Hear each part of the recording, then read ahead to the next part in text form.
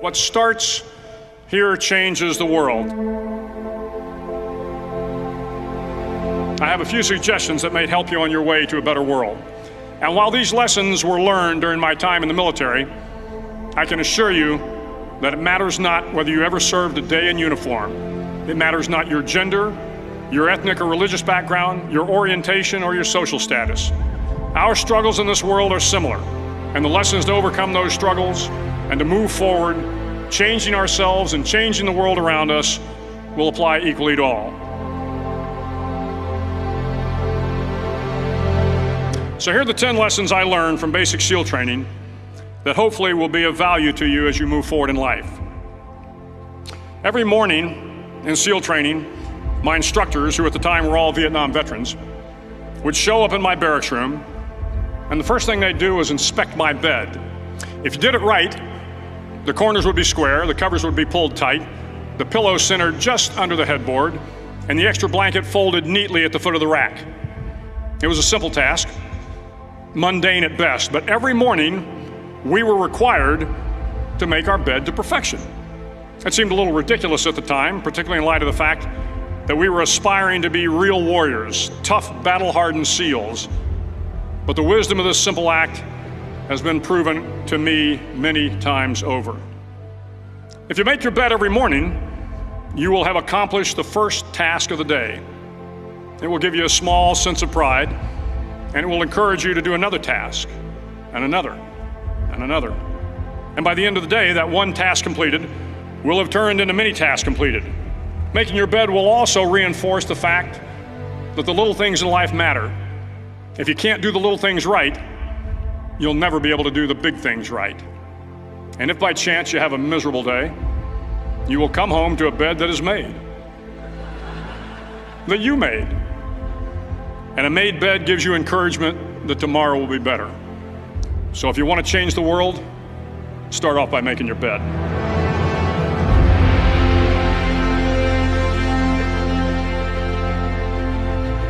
During SEAL training, the students are all broken down into boat crews. Each crew is 7 students, 3 on each side of a small rubber boat, and 1 coxswain to help guide the dinghy. Every day your boat crew forms up on the beach and is instructed to get through the surf zone and paddle several miles down the coast. In the winter, the surf off San Diego can get to be 8 to 10 feet high, and it is exceedingly difficult to paddle through the plunging surf unless everyone digs in. Every paddle must be synchronized to the stroke count of the coxswain. Everyone must exert equal effort, or the boat will turn against the wave and be unceremoniously dumped back on the beach. For the boat to make it to its destination, everyone must paddle. You can't change the world alone. You will need some help. And to truly get from your starting point to your destination takes friends, colleagues, the goodwill of strangers, and a strong coxswain to guide you. If you want to change the world, find someone to help you paddle. Over a few weeks of difficult training, my SEAL class, which started with 150 men, was down to just 42. There were now 6 boat crews of 7 men each. I was in the boat with the tall guys, but the best boat crew we had was made up of the little guys, the Munchkin crew, we called them. No one was over 5'5". The Munchkin boat crew had 1 American Indian, 1 African American, 1 Polish American, 1 Greek American, 1 Italian American, and 2 tough kids from the Midwest. They out-paddled, outran, and outswam all the other boat crews. The big men in the other boat crews would always make good-natured fun of the tiny little flippers the Munchkins put on their tiny little feet prior to every swim. But somehow these little guys from every corner of the nation and the world always had the last laugh, swimming faster than everyone and reaching the shore long before the rest of us. SEAL training was a great equalizer. Nothing mattered but your will to succeed, not your color, not your ethnic background, not your education, not your social status. If you want to change the world, measure a person by the size of their heart, not by the size of their flippers. Several times a week, the instructors would line up the class and do a uniform inspection. It was exceptionally thorough. Your hat had to be perfectly starched, your uniform immaculately pressed, your belt buckle shiny and void of any smudges. But it seemed that no matter how much effort you put into starching your hat or pressing your uniform or polishing your belt buckle, it just wasn't good enough. The instructors would find something wrong. For failing the uniform inspection, the student had to run, fully clothed, into the surf zone. Then wet from head to toe, roll around on the beach until every part of your body was covered with sand. The effect was known as a sugar cookie. You stayed in the uniform the rest of the day, cold, wet, and sandy. There were many a student who just couldn't accept the fact that all their efforts were in vain, that no matter how hard they tried to get the uniform right, it went unappreciated. Those students didn't make it through training. Those students didn't understand the purpose of the drill. You were never going to succeed. You were never going to have a perfect uniform. The instructors weren't going to allow it. Sometimes, no matter how well you prepare or how well you perform, you still end up as a sugar cookie. It's just the way life is sometimes. If you want to change the world, get over being a sugar cookie and keep moving forward. Every day during training, you were challenged with multiple physical events: long runs, long swims, obstacle courses, hours of calisthenics, something designed to test your mettle. Every event had standards, times you had to meet. If you failed to meet those times, those standards, your name was posted on a list, and at the end of the day, those on the list were invited to a circus. A circus was 2 hours of additional calisthenics, designed to wear you down, to break your spirit, to force you to quit. No one wanted a circus. A circus meant that for that day, you didn't measure up. A circus meant more fatigue, and more fatigue meant that the following day would be more difficult and more circuses were likely. But at some time during SEAL training, everyone made the circus list. But an interesting thing happened to those who were constantly on the list. Over time, those students who did 2 hours of extra calisthenics got stronger and stronger. The pain of the circuses built inner strength and physical resiliency. Life is filled with circuses. You will fail. You will likely fail often. It will be painful. It will be discouraging. At times, it will test you to your very core. But if you want to change the world, don't be afraid of the circuses. At least twice a week, the trainees were required to run the obstacle course. The obstacle course contained 25 obstacles, including a 10-foot wall, a 30-foot cargo net, a barbed wire crawl, to name a few. But the most challenging obstacle was the slide for life. It had a 3-level, 30-foot tower at one end and a 1-level tower at the other. In between was a 200-foot long rope. You had to climb the 3-tiered tower, and once at the top, you grabbed the rope, swung underneath the rope, and pulled yourself hand over hand until you got to the other end. The record for the obstacle course had stood for years when my class began in 1977. The record seemed unbeatable until one day a student decided to go down the slide for life head first. Instead of swinging his body underneath the rope and inching his way down, he bravely mounted the top of the rope and thrust himself forward. It was a dangerous move, seemingly foolish and fraught with risk. Failure could mean injury and being dropped from the course. Without hesitation, the student slid down the rope perilously fast. Instead of several minutes, it only took him half that time. And by the end of the course, he had broken the record. If you want to change the world, sometimes you have to slide down the obstacles head first. During the land warfare phase of training, the students are flown out to San Clemente Island, which lies off the coast of San Diego. The waters off San Clemente are a breeding ground for the great white sharks. To pass SEAL training, there are a series of long swims that must be completed. One is the night swim. Before the swim, the instructors joyfully brief the students on all the species of sharks that inhabit the waters off San Clemente. They assure you, however, that no student has ever been eaten by a shark, at least not that they can remember. But you are also taught that if a shark begins to circle your position, stand your ground. Do not swim away. Do not act afraid. And if the shark, hungry for a midnight snack, darts towards you, then summons up all your strength and punch him in the snout, and he will turn and swim away. There are a lot of sharks in the world. If you hope to complete the swim, you will have to deal with them. So if you want to change the world, don't back down from the sharks. As Navy SEALs, one of our jobs is to conduct underwater attacks against enemy shipping. We practice this technique extensively during training. The ship attack mission is where a pair of SEAL divers is dropped off outside an enemy harbor and then swims well over 2 miles underwater, using nothing but a depth gauge and a compass to get to the target. During the entire swim, even well below the surface, there is some light that comes through. It is comforting to know that there is open water above you. But as you approach the ship, which is tied to a pier, the light begins to fade. The steel structure of the ship blocks the moonlight. It blocks the surrounding street lamps. It blocks all ambient light. To be successful in your mission, you have to swim under the ship and find the keel, the center line, and the deepest part of the ship. This is your objective. But the keel is also the darkest part of the ship, where you cannot see your hand in front of your face, where the noise from the ship's machinery is deafening, and where it gets to be easily disoriented, and you can fail. Every SEAL knows that under the keel, at that darkest moment of the mission, is a time when you need to be calm, when you must be calm, when you must be composed, when all your tactical skills, your physical power, and your inner strength must be brought to bear. If you want to change the world, you must be your very best in the darkest moments. The 9th week of training is referred to as Hell Week. It is 6 days of no sleep, constant physical and mental harassment, and one special day at the Mud Flats.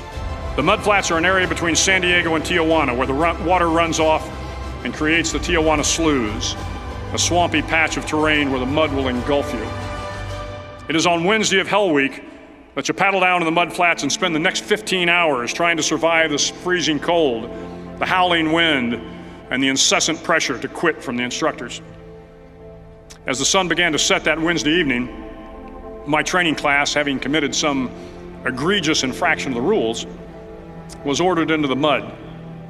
The mud consumed each man till there was nothing visible but our heads. The instructors told us we could leave the mud if only 5 men would quit. Only 5 men, just 5 men, and we could get out of the oppressive cold. Looking around the mud flat, it was apparent that some students were about to give up. It was still over 8 hours till the sun came up. 8 more hours of bone-chilling cold. The chattering teeth and the shivering moans of the trainees were so loud, it was hard to hear anything. And then one voice began to echo through the night. One voice raised in song. The song was terribly out of tune, but sung with great enthusiasm. One voice became 2, and 2 became 3, and before long, everyone in the class was singing. The instructors threatened us with more time in the mud if we kept up the singing, but the singing persisted. And somehow the mud seemed a little warmer, and the wind a little tamer, and the dawn not so far away. If I have learned anything in my time traveling the world, it is the power of hope. The power of one person, a Washington, a Lincoln, King, Mandela, and even a young girl from Pakistan, Malala. One person can change the world by giving people hope. So if you want to change the world, start singing when you're up to your neck in mud. Finally, in SEAL training, there's a bell. A brass bell that hangs in the center of the compound for all the students to see. All you have to do to quit, is ring the bell. Ring the bell, and you no longer have to wake up at 5 o'clock. Ring the bell, and you no longer have to be in the freezing cold swims. Ring the bell, and you no longer have to do the runs, the obstacle course, the PT, and you no longer have to endure the hardships of training. All you have to do is ring the bell to get out. If you want to change the world, don't ever, ever ring the bell.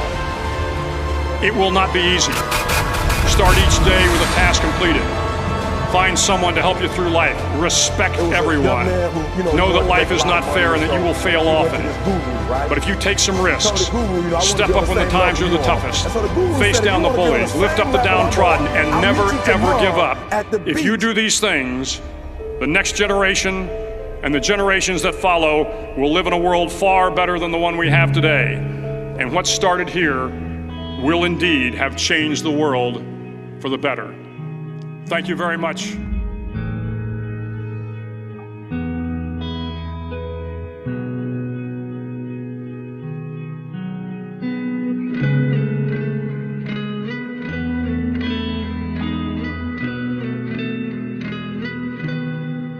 So the young man got there at 4 a.m. He all ready to rock and roll, got on the suit, should have wore shorts. The old man grabs his hand and said, "How bad do you want to be successful?" He said, "Real bad." He said, "Walk on out in the water." So he walks out into the water. Watch this. When he walks out into the water, it goes waist deep. So he like, this guy crazy.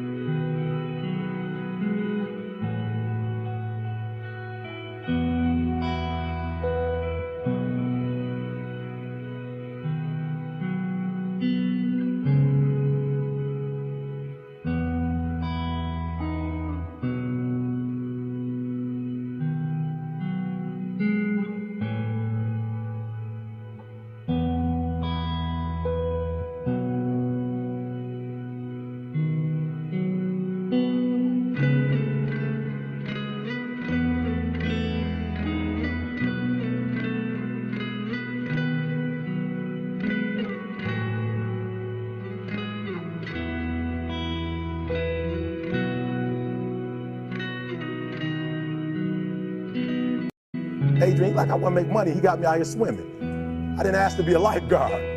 I want to make money. He got me in. So he said, "Come out a little further." Walked out a little further. Then he had it right around this area, the shoulder area. So this old man crazy. He making money, but he crazy. He said, "Come on out a little further." He came out a little further. It was right at his mouth. My man like, "I'm about to go back in here. This God is mine." So the old man said, "I thought you said you wanted to be successful." He said, "I do." He said, "Walk a little further." He came, dropped his head in, held him down, hold him down. My man getting scratching, holding him down. He had him held down. Just before my man was about to pass out, he raised him up. He said, "I got a question for you." He told the guy, he said, "When you want to succeed as bad as you want to breathe, then you'll be successful." I don't know how many of y'all got asthma in here today, but if you ever had an asthma attack before, you short of breath, SOB, shortness of breath, you wheezing. The only thing you trying to do is get some air. You don't care about no basketball game. You don't care what's on TV. You don't care about nobody calling you. You don't care about a party. The only thing you care about when you're trying to breathe is to get some fresh air. That's it. And when you get to the point where all you want to do is be successful as bad as you want to breathe, then you'll be successful. And I'm here to tell you, number one, that most of you say you want to be successful, but you don't want it bad. You just kind of want it. You don't want it badder than you want to party. You don't want it as much as you want to be cool. Most of you don't want success as much as you want to sleep. Some of you love sleep more than you love success. And I'm here to tell you today, if you're going to be successful, you got to be willing to give up sleep. You got to be willing to work off for 3 hours of sleep, 2 hours. If you really want to be successful, some days you're going to have to stay up 3 days in a row. Because if you go to sleep, you might miss the opportunity to be successful. That's how bad you got to want it. You got to go days without, listen to me, you got to want to be successful so bad that you forget to eat. Beyonce said once she was on the set doing her thing, 3 days had gone by, she forgot she didn't eat. Because she was engaged. I never forget when 50 Cent was doing his movie, I did a little research on 50, and 50 said that when he wasn't doing the movie, he was doing the soundtrack. And they said, "When do you sleep, 50? Sleep." He said, "Sleep. Sleep is for those people who are broke. I don't sleep." He said, "I got an opportunity to make a dream become a reality." Don't cry to quit. You already in pain. You already hurt. Get a reward from it. Don't go to sleep until you succeed. Listen to me. I'm here to tell you today that you can come here, you can jump up, you can do flips, you can be excited when we give away money. But listen to me, you'll never be successful until I don't have to give you a dime to do what you do. You won't be successful until you say, I don't need that money, because I got it in here.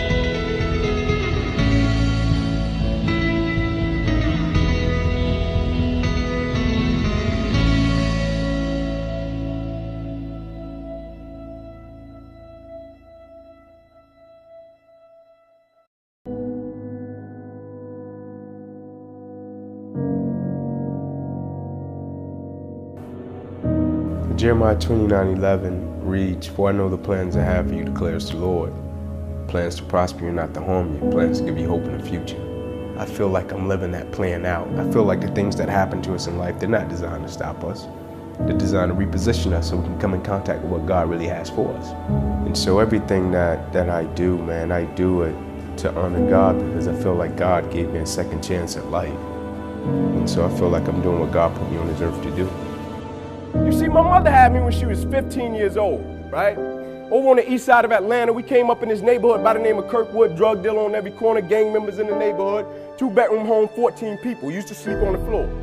Got the opportunity to sleep in the bed one time out of the week. It was 6 of us in the bed, 3 at the foot, 3 at the head. And I came up with this dream pretty quick. I said, man, I want to go to the NFL because I had 8 uncles in that house, all 8 of which are still going in and out of prison. And so pretty quick, I said, man, I want to go to the NFL. And so I went to my big cousin Tamar one night. I said, man, listen, I want to go to the NFL. And so we got to work for this thing. So the thing we're going to do every night, we're going to be patient. We're going to engage in consistent action. Every night, we're going to race light pole to light pole with no shoes. So every night we would get out in the street, race light pole to light pole. One night, a coach came down the street. He signed me and my cousins up for organized sports, right? First time being in organized sports. We get in organized sports. The thing was, after practice, everybody would leave to go home. And I always had to sit on the bench and wait on my mother because she worked at Wendy's. And so when my mother would show up in the park, it would be about 10 o'clock, 10:30 at night. So I'm sitting there, and when my mother would pull up, she drove an old Buick Regal, hubcaps off the car, seats torn up, the car was all beat up. And she would pull up in the park 10:30 at night. I would jump off the bench. I would sprint over to my mother. I would say, Mom, if you don't mind, can you please sit back in your car and turn on your car lights? I have to do some extra drills. I have to go to the NFL. She would never have to work another day in your life. And I knew my mother was tired. And every night, my mother would sit back in that car, and those car lights would hit that field. And he had a 7-year-old kid doing backpedaling drills, running sprints, running laps, chasing his dream to go to the NFL. But just beyond those car lights, I could always connect with my mother's eyes. And so it made me dig a little bit deeper. It made me push myself a little bit further. It made me work a little bit harder. It created a certain level of sweat equity in what I was doing. It created a certain level of pride. And so I went to Crim High School, one of the lowest performing public schools in the whole state of Georgia. Dropout rate higher than the graduation rate. People didn't go to college. I went to Crim. My first day I walked through the doors. A metal detector cop said, "What's your plan, little man?" I said, "My plan is to go D1. He said, "Nah, you'll probably end up in cell block D1. I said, "Nah, you got the wrong guy." He said, "Nah, you'll probably end up in cell block D1. I said, "Nah, you got the wrong guy." After my freshman year, my mother and father both came to me and they said, "Inky, we're transferring you from this place. You got a scholarship at Tucker High School." They said, "All you have to do is come and play your next 3 years. They guarantee you a scholarship to Georgia." I said, "Please, leave me at one of the lowest performing public schools in the whole state of Georgia.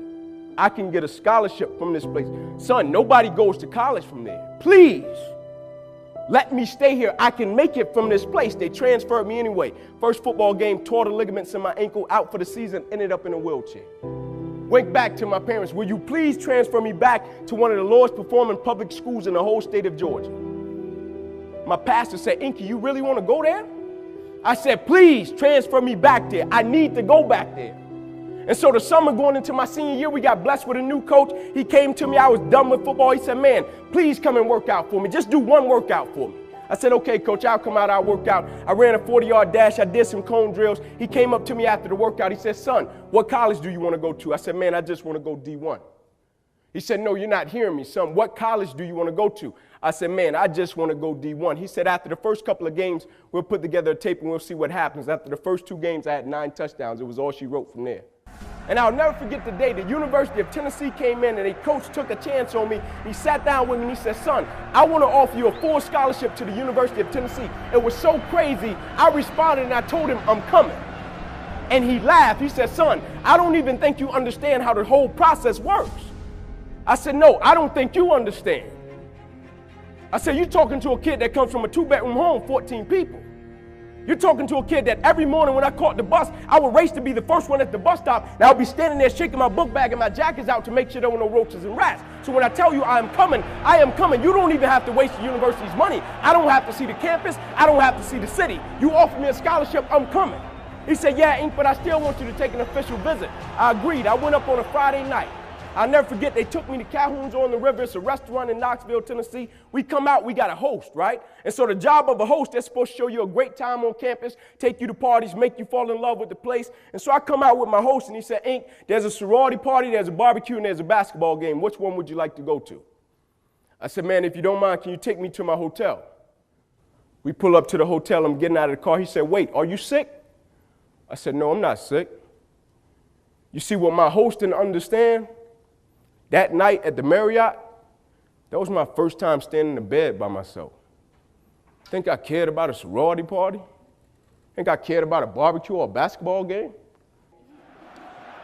But the next day when I saw that coach, I thanked him, and I still do this until this day when I see him. I said, thank you, not only for changing my life, but changing a whole generation's life that you don't even know you touch. So when I got back to Kirkwood, I went to everybody that told me I wouldn't make it. I went to that cop in that lunchroom and I said, I told you, you had the wrong guy. So now everybody's response was, Ink, why did you fight so hard to come back to Crim High School? You had a guaranteed scholarship across town at one of the top programs. Why did you fight to come back where the dropout rate was higher than the graduation rate, son? Why did you fight to come back to this place? And I said, you guys are missing a boat. And the thing that people didn't understand, the reason I had that decision and choice to make, it wasn't about Inky Johnson. Every night I slept on that floor with those roaches and rats, had 3 little cousins that slept on that same floor as me. And you know what happened? When I went to college, you know what all 3 of them, I was the first one in my family to go to college. You know what all 3 of my little cousins did? Man, I don't have to sell dope. I don't have to join a gang. I don't have to end up in prison. I don't have to end up dead. All 3 of them got up off of the same floor, went to college and graduated, and now they serve in the Army. That is why I went back to Crim High School. Had nothing to do with me. If every decision and choice you make is just about you, at a certain point you're going to hit something that's a lot tougher than you, and it's going to make you quit because you don't have a driving force for why you do what you do. But when I got up to the University of Tennessee, it was simple. It was simple for me to give everything I had.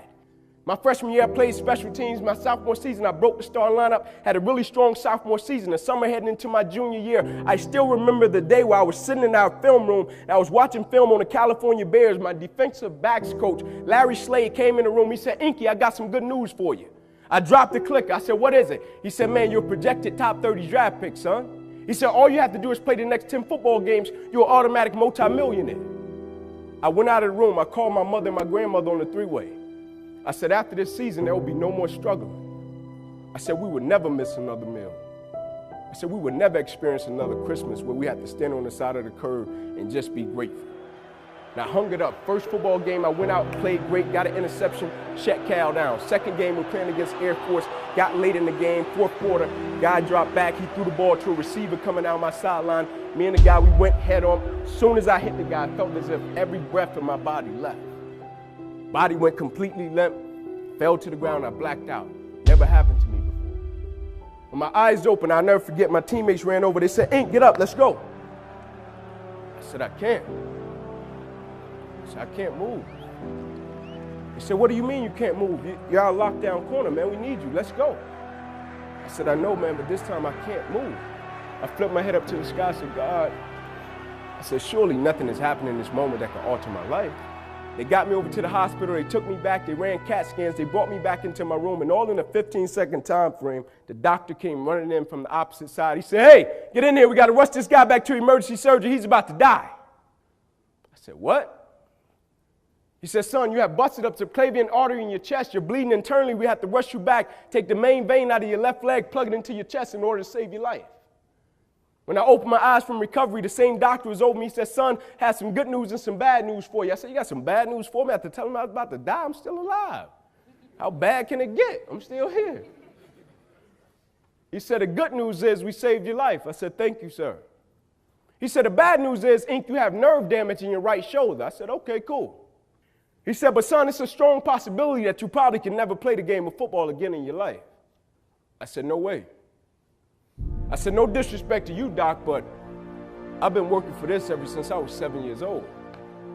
I said, no disrespect to you, Doc, but you wasn't in the park with me and my mother when I was 7 years old and she was sitting in that Buick Regal. She got done working at Wendy's. No disrespect to you, Doc, but you didn't come up in that 2-bedroom home, 14 people sleeping on the floor. No disrespect to you, Doc, but you didn't miss those meals and stay focused and never made an excuse. I never cheated. I never cheated. Like my conscience still until this day won't let me, like I can't cheat. I can't look myself in the mirror and say, Ink, you did a good job knowing that I cheated. I can't cheat. One of the greatest pieces of advice that my mother gave me was this: son, whenever you start, you make sure you finish it. And the problem with the world today, people get involved with things, and if they don't like a certain person, if they don't like the process, if it's not what they thought it was, they quit. And what they don't understand about quitting becomes a habit that doesn't just affect you. Later on in life, when you get a wife and you get some kids or you get a family, it's going to come back to haunt you, and it will one day affect them. That is why I tell you the process is more important than the product. It's not even about the outcome for me. It's about, can you take pride in what you do as an individual, and every night when you look in the mirror, knowing that you gave everything you had to it.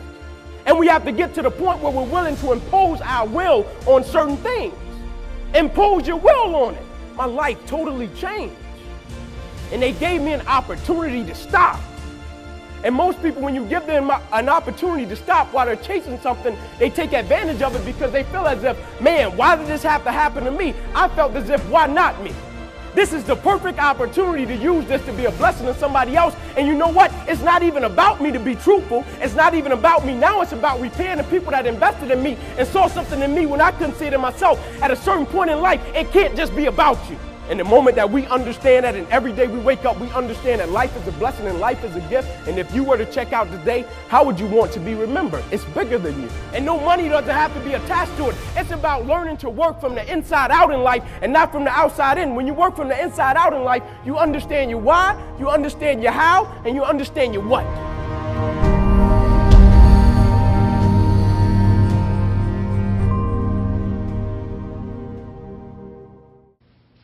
Great moments are born from great opportunity. And that's what you have here tonight, boys. That's what you've earned here tonight.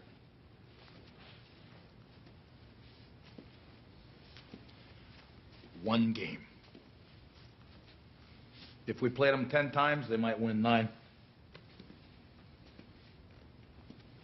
But not this game. Not tonight. Tonight, we skate with them.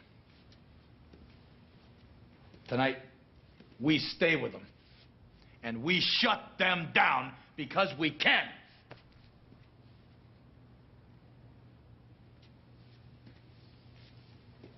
Tonight, we are the greatest hockey team in the world.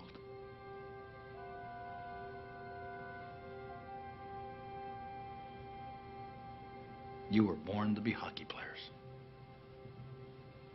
Every one of you. And you were meant to be here tonight.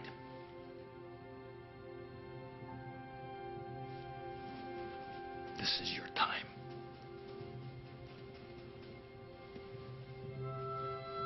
Their time is done. It's over. I'm sick and tired of hearing about what a great hockey team the Soviets have. Screw them. This is your time. Now go out there and take it.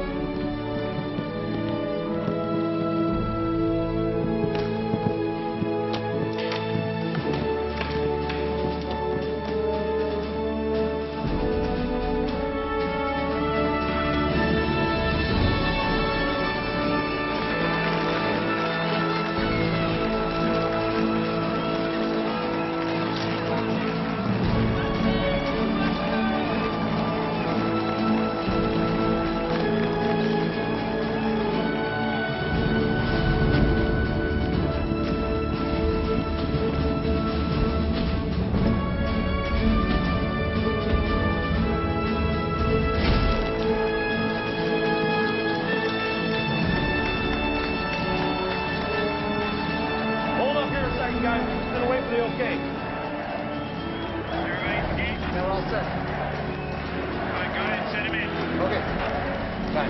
Let's go. Let's go. Come on, Jimmy. Let's go, man. Come on, buddy. Let's go. Come on, Austin. Let's go, man. Come on, man. Come on, man. Come on. Here we go, man. Here we go. Come on, man. Let's go, James. Come on, Brock. Come on, James. Let's go, James. Come on, man. Tonight. Let's go, Austin. Let's go.